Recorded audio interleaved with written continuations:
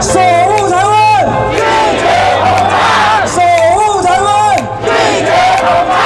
守护台湾，拒绝统战，大罢免，大成功，大罢免，大成功。今天呢，想跟大家聊一个可能让您对于民主这个词产生全新思考的现象，而且它正在台湾真实的上演。想象一下，刚刚经过非常激烈的选举，把您信任的这个民意代表送进了国会，但没过多久以后呢，甚至任期没过半，突然之间一股要把他们炒鱿鱼的力量汇集起来。注意啊，不是零星的个案，而是像海啸一样席卷整个议会的近半数席位，超过50位民选的立法委员都可能面临被选民直接开除的命运。这个听起来是不是有一点点魔幻呢？选举才刚结束没多久，另外一场变相的针对特定阵营的淘汰赛就要开始了吗？这个就是2025年台湾正在经历的一场史无前例的大罢免风潮。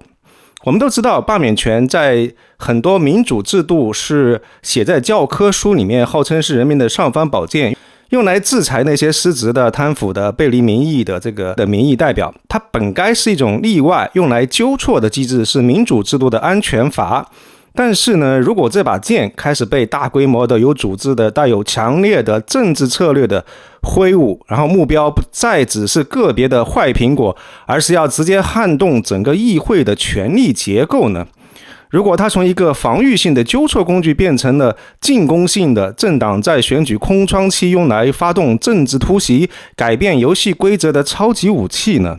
这个它到底是公民力量的终极展现，是民主活力的象征，还是说它已经悄悄地变质成为一场失控的政治风暴，是政党恶斗下被武器化的民主工具，正在撕裂社会、轻视信任呢？今天我们一起深入拆解一下2025年台湾这一场震动宝岛、引发全球关注的大罢免风暴，从国际比较和制度设计的角度来审视这场风暴的独特性和它可能带来的深层的风险。这个不只是台湾人的故事，它也有可能映照着我们所处的社会的这个困境跟选择，以及现代民主体制可能正在面临的共同的难题。要把这件事情说清楚要再稍微加一点自己的思考，需要多一点时间，请大家多一点耐心陪我到最后，我们一起勾述整个思考的过程。要理解这场风暴的特殊性的话，我们得首先做2件事情。第一是看一看台湾这把罢免之剑的设计的图纸，特别是它最近一次的版本更新。第二呢，我们要了解一下点燃这场大火的政治背景。首先我们来看一看游戏规则。台湾的公职人员选举罢免法，它规定了选民可以炒掉不满意的立法委员，但是在2016年以前，这把剑根本拔不出来。那时候的门槛高得吓人，提案要1%的选民签名，联署要高达13%，而最后投票不仅同意票要多于不同意票，投票率还得超过50%。你想想看，如果要动员1半的选民出来投一个罢免票，这个几乎是不太可能的任务。所以很长一段时间，罢免权就像是在橱窗里面的展品，好看但是不好用，被戏称为鸟笼罢免。但时间到了2016年，情况发生了巨变。当时在太阳花学运等社会运动发生以后，公民社会要求还权于民、深化民主的这个呼声很高。当时取得执政跟国会多数的民进党顺应了这股潮流，同时也兑现了竞选承诺，主动推动了修法，大幅度降低了罢免的门槛。那新的规则变成怎么样呢？提案还是1%，联署从13%降到10%，最大的改变在于投票，废除了50%的投票率这一个门槛，只需要满足2个条件。第一就是同意罢免的票数多于不同意的票数，要达到一个相对多数。第二呢，同意票数必须达到整个选区选举人总数的1/4，也就是这个绝对门槛变成了25%。你看，整个门槛实质性的降低了，尤其是拿掉了投票率这个天险。25%的同意票虽然也不容易，但是在激烈的政治动员底下，也不再是遥不可及了。修法的初衷当然是想让人民的这个监督力量落地，让民意代表有所警惕利益是好的，对不对？但是你有没有想过，当一把武器的使用门槛被大大的降低了以后，它除了可以除暴安良，是不是也可能被用来更频繁的解决政治纷争呢？更关键的一点是，台湾的法律对于为什么可以罢免几乎没有任何实质性的标准，它的这法律呢只管程序不管理由。到底是因为这个立法委员贪污渎职，还是因为你仅仅只是因为你不喜欢他的政策，还是单纯因为这个立法委员他处于敌对阵营呢？法律基本不设任何限制，这种理由上的空白为后来的这个故事埋下了伏笔，他让这个罢免从可能针对行为的一个纠错变成了一个针对立场的对决。好了，这把更容易拔出来的剑已经准备好了。那2024年到2025年期间到底发生了什么，让这把剑被非常密集的挥舞起来的呢？简单来说，就是2024年大选以后，台湾出现了分立政府，总统是民进党籍，但是立法院的控制权落在了国民党跟民众党，也就是蓝白联盟的手中。行政跟立法分属不同的阵营，就好像一家公司的 CEO 跟董事会主席是对头，所以它的内部角力不断。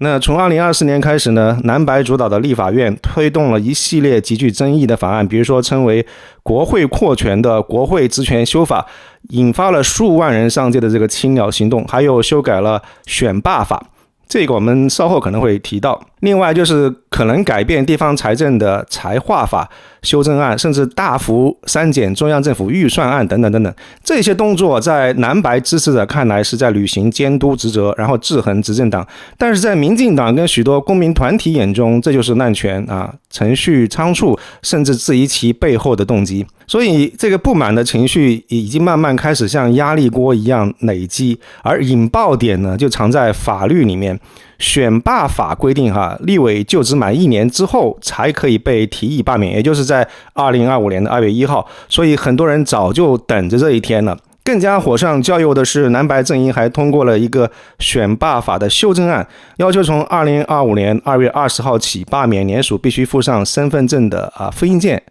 影印本。这一下可就刺激了，因为很多想要发起罢免的这个团体担心这个会增加难度，引发比如说个资外泄的疑虑，于是在新法生效以前抢着送件，这样就掀起了一波联署的热潮。于是从2025年初，针对蓝营立委的罢免行动遍地开花。随后呢，民进党公开呼吁支持者投入罢免，而国民党呢也立刻展开反制性罢免，锁定绿营的立委。所以一场席卷朝野高峰时，据说波及超过50位立委的这个大罢免潮就此爆发了。那背景清楚了，接下来我们来听一听这场大罢免的风暴，激烈交锋的双方到底在争什么，他们的理由是什么。那支持罢免的一方，他们的核心论点主要有几个。第一个就是纠责跟制衡，这个是最常见到的理由。他们认为被点名的这些立委，特别是占多数的蓝白阵营的成员，在推动争议法案，比如说国会扩权删减预算等等行为上，违背了选民的托付，损害了公共的利益。罢免就是选民行使监督权，要求这些立委为错误的行为付出代价的最直接的方式。而很多罢免理由书里面都详细列举了他们认为不当的一些立法或者言行。第二呢，就是捍卫民主与主权，这个在很多本土派团体跟支持者当中尤其的强烈。他们指责部分被罢免对象的言行是在呼应北京立场，推动亲中的议程，这个很有可能会危害台湾的国家安全跟民主的生活方式。口号像是罢免中共同路人、反红色渗透等等，反映了这种非常深层次的忧虑。那知名的企业家曹新成成立了团体来支持罢免，以及超过200位作家的联署，都体现了这一层面的这个动员力。第三个就是行使公民的基本权利，支持者强调罢免权是宪法赋予人民的基本权利，不是洪水猛兽。当代议民主失灵或者无法反映这个民意的时候，直接民权就是重要的补救手段。所以发起罢免是公民积极参与政治、实践民主的表现。第4点就是展现草根民意很多罢免行动表面上是由地方公民团体自发组织，比如说针对特定立委的罢免行动，但是他们认为这个代表了真实民意对于现状的反弹，所以哪怕有政党支持，也不能完全抹煞其公民的自主性。然后我们听一下反对罢免一方的这个观点。被罢免的一方及其支持者自然也有非常强烈的反驳跟担忧。第一点就是指控政治操弄跟报复，这个是最核心也是最常听到的一个反击。他们认为这是2024年败选的民进党及其侧翼发动的报复性的罢免、恶性罢免，目的不是要做什么民意监督，而是要推翻合法的这个选举结果，瘫痪立法院的运作，企图重新回到以前民进党就是完全执政的这种状态，夺回政治的权利。第二点就是采取以罢制罢的策略，国民党等阵营他们也发起了针对民进党立委的反制性的罢免，他们声称这是为了必要的防御，是以战止战阻止所谓的绿色威权，同时也意在揭露对方搞罢免是双重标准。第三点就是强调社会成本跟撕裂，反对者认为搞这么多罢免案劳民伤财，光是举办投票就要花费纳税人的巨额资金，更不要说动员活动，而且这种大规模的政治对抗只会加剧台湾社会本已严重的政治对立跟族群的撕裂，对任何人都没有好处。第四个呢，就是质疑程序的合法性跟正当性，这一点上双方都有互相指控，但尤其在一些反制罢免绿营立委的这个联署活动当中，爆出了非常严重的问题媒体跟司法单位陆续揭露，有涉及到伪造签名、冒用他人身份，甚至出现了所谓的幽灵联署、死亡联署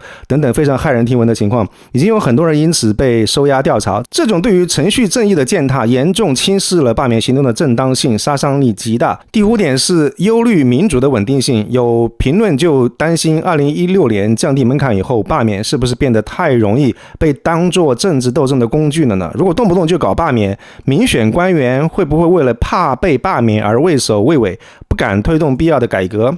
这个会不会反而伤害了代议民主的稳定性跟治理的效能呢？他们认为这已经从纠错变成了常态化的政治骚扰。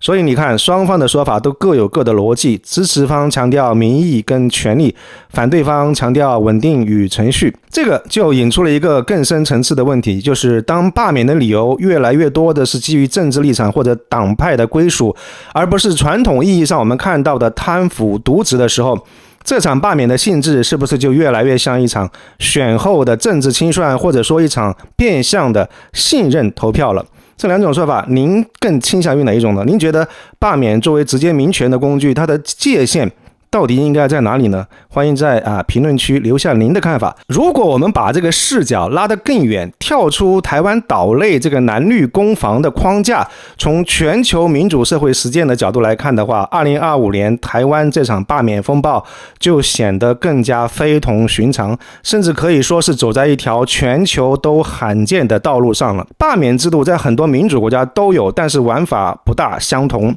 在美国的话，联邦层级没有罢免，州层级有，但是历史上更常见的目标是州长市长等行政首长，比如说加州曾经尝试罢免州长。针对立法议员的罢免相对比较少见，而且门槛通常很高，特别是联署阶段要求非常严苛，成功的案例可谓凤毛麟角。再看看台湾的东亚邻居日韩，他们法律上也有罢免的制度，但是门槛高到几乎是像是装饰品一样。比如说韩国罢免国会议员可能需要1/3的选民联署，投票时还要过半选民投票，其中2/3同意。这样的条件底下，罢免几乎只存在理论当中。这个代表了一种极其谨慎的设计思路，就是把罢免当作极端情况下的核按钮，而平时的话，这个选项是锁在保险箱里面的。如果我们看直接民主的模范生瑞士的话，虽然是以公投创制闻名，但是他们的这个直接民主更多是针对具体的政策，直接针对官员个人的罢免，并不像台湾这样突出跟常态化。这么一比较的话，台湾模式的特殊性也就显现出来了。台湾呢，它这个目标高度集中在立法委员，这个跟美国主要针对行政官员不同。罢免行政首长换的是领导人，而大规模罢免立法委员，尤其是在国会席次接近分立政府的情况底下，可以直接改变立法机构内部的权力格局，深刻影响政策走向跟政府的稳定性。这个使得罢免成为一种极具诱惑力的选举的替代品，或者是某种性质的期中考。第二个台湾比较特别的地方就是相对比较低的门槛。台湾在2016年修法以后，无论是发动这个罢免案还是通过这个罢免案，这个门槛相比较美日韩等国家针对立法者的罢免门槛显著偏低。这就像是把原本需要通过重重关卡才能够动用的终极核武器，变成了一个更容易被各方势力拿来挥舞的常规兵器。另外一点，台湾比较特别的一个地方就是罢免的理由是空白的，法律不审查罢免理由的实质内容，这个使得基于政策分歧或者党派对立的罢免在程序上是完全合法的，这个比较不可思议哈。那为什么台湾是走出了一个如此独特的、充满张力，甚至可以说高风险的罢免的道路呢？我觉得这并非偶然，而是有几个因素叠加起来的结果哈。2016年的这个修法啊，无疑是打开了这个潘多拉的魔盒，是直接的导火线。值得一提的是，当年推动修法降低门槛的民进党，或许因为执政几年都是属于完全控制了国会啊，控制了这个行政机关，然后他们完全没有预料到这个工具有一天也会被如此大规模的用来反制自己哈。这种工具反噬的现象在韩国瑜啊、陈柏惟等案当中体现的尤为明显。甚至民进党内部也曾经讨论过，是否应该再一次调高这个罢免的门槛，以避免罢免沦为政治对抗的手段。另外的话，台湾其实长期存在的蓝绿对峙、统独争议、社会撕裂，为这种焦土战提供了肥沃的土壤。在这一个信任缺失、是对手如扣仇的这个环境底下，任何可以用来打击对手的工具都有可能会被最大化的利用。而且台湾社会对于政治的参与、街头运动、联署动员等等相对熟悉，能量非常充沛，这个使得发动大规模罢免动员在技术上成为可能，即使其背后往往有政党力量的介入。2025年的这个时空背景我们看到是一个分立政府下的这个府会关系很紧张，下一次大选还很远，这么一个情况底下，政治压力比较大，特定的政党或者派系认为有机可乘，这个因素呢，所有这些因素都促成了罢免成为一个被优先拿来考虑的政治策略的选项。所以我们可以看到，可能不仅仅是公民权利的行使，更像是一场在特定的制度设计我们看到低门槛加理由空白这么一个特定的制度设计底下，以及加上比较高度政治对抗的一个社会环境所催生出来的具有高度策略性的一个权力的游戏。那这场游戏的风险在什么地方呢？首先呢，当联署可以大规模的伪造，我们前面有讲到，有发现一些所谓的幽灵联署或者死亡联署的案子当司法需要介入调查舞弊，伤害的不仅仅只是个别罢免案的正当性，而是公众对于整个民主程序、联署投票的基本的信任。那信任一旦流失的话，要重建其实是很难的。另外一点就是，当罢免成为常态化的政治斗争工具的时候，其实立法院可能会变成了罢免攻防战的这个主战场，立委都忙着自保反击，哪有什么心力放在审查法案、监督政府政策上面？罢免的本意是想要回应失能的治理，但结果反倒有可能是让这个治理更加的失能。然后罢免投票往往变成是比拼双方社会动员能力的一个对决反倒在这种互相仇恨的环境底下，理性讨论的空间被压缩到了极致，社会被进一步撕裂成蓝绿两大板块，中间选民和温和声音的空间越来越小。所以我们看到罢免这个原本设计被用来治病救人的民主工具，在台湾这个特殊的生态环境底下，似乎正在被武器化，变成了一把可能加剧对立甚至轻视民主根基的双刃剑。我们今天一起回顾了2025年台湾这场惊心动魄也极具特色的大罢免风潮，从法律的变革到政治的角力，再到全球视野下的独特性，以及它背后潜藏的这个政治的风险。我们看到一个旨在赋予公民更大权力的民主改革，在一个高度政治对立的社会里面，是如何可能产生意想不到的，甚至可以说令人担忧的后果。它并没有必然带来更高质量的民主，反而有可能开启了一个罢免政治的新时代，让罢免斗争更加频繁、更加激烈，甚至可能反过来动摇代议制民主制度的稳定性。这个不是要否定直接民主的价值，也不是要为任何失职的政客辩护，而是要指出一个更加复杂的社会现实。民主制度的设计从来都不是完美的，它总是在理想跟现实之间寻找平衡。任何一种制度都有其适用的条件跟潜在的风险，尤其是在一个充满分歧跟不信任的社会环境底下，如何设计和运用这种权力工具，才能够既强化问责，又不至于让整个社会、整个系统陷入持续的内耗跟动荡，这是一个非常大的难题。我想台湾的经验就像一个放大镜，或者说一个进行当中的民主实验，让我们看到了这种张力。国际社会也在密切的关注，不仅仅是出于地缘政治的考量，也是在观察一个年轻的处于压力前线的民主体制如何应对内部挑战，如何处理直接民权与代议制之间的关系。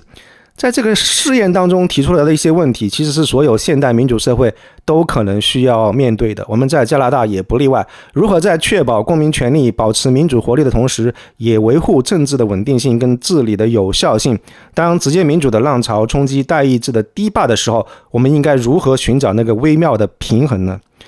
在视频的最后，我想跟大家一起思考，面对这种罢免可能会演变成常态化政治武器的趋势，你认为一个正常的民主社会最好的应对方式是什么呢？是走回头路，重新修法，再一次提高门槛，用制度的硬约束来降温，哪怕这个有可能会被批评成限制公民权利？还是说相信民主的自我修复的能力，让不同的政治力量在现有规则底下持续的博弈，期待能够逐渐形成新的游戏规则跟政治平衡、政治默契？又或者其实问题的根源其实根本不在罢免制度本身，而是在于如何化解台湾社会更深层次的政治极化跟社会对立呢？艾森非常期待在评论区见到您的思考跟洞见。如果今天的分享对您有启发的话，请不要忘记点赞分享这个视频给您的朋友，订阅艾森的频道并开启小铃铛，这样就不会错过未来更多精彩内容。祝您心情愉悦，谢谢。